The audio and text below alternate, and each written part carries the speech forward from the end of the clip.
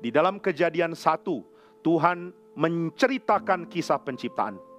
Kisah penciptaan ini didominasi oleh pekerjaan Tuhan, tetapi satu bagian yang tidak boleh luput adalah bagian yang menyatakan Roh Kudus melayang-layang di atas permukaan air. Roh Kudus adalah roh pencipta.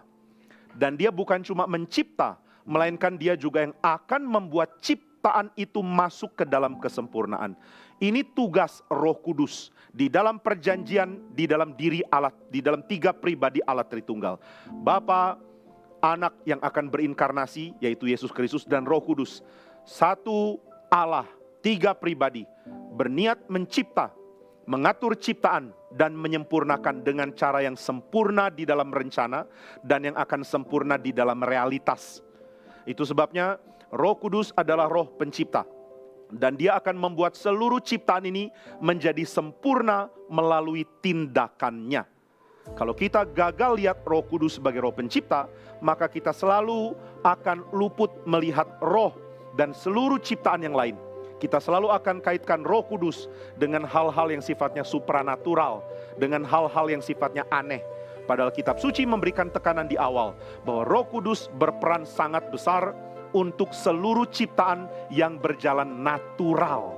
Alam bergerak dan ditopang oleh firman dan oleh roh.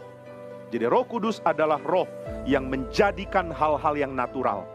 Kalau kita terus lihat Roh Kudus sebagai sumber keanehan, sebagai sumber tindakan-tindakan yang di luar logika, akhirnya kita tidak sadar bahwa Roh Kudus adalah roh yang juga bekerja di dalam sains, di dalam penemuan teknologi, di dalam ilmu kedokteran, di dalam filsafat yang baik, dan di dalam semua kebenaran yang ditemukan manusia. Roh Kudus berbagian, bahkan berbagian utama di dalam menyatakannya.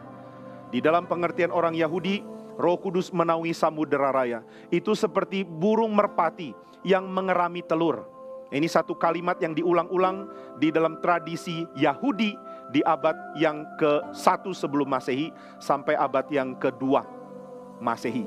Mereka mengatakan roh Allah seperti induk burung merpati yang pelihara telur-telurnya, yang menetaskan telur-telurnya, yang pelihara anak-anak merpati. Kaitan antara Roh Kudus dan burung merpati ini sangat erat di dalam kebudayaan Yahudi. Nah, itu sebabnya ketika dikatakan roh yang berbentuk burung merpati turun pada Yesus, orang Yahudi langsung mengerti.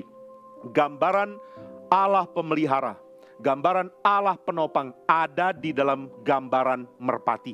Siapakah Allah? Dia yang pelihara hidup, dia yang menopang, dia yang menjaga, dia yang membuat sempurna seluruh ciptaan yang sudah dia buat.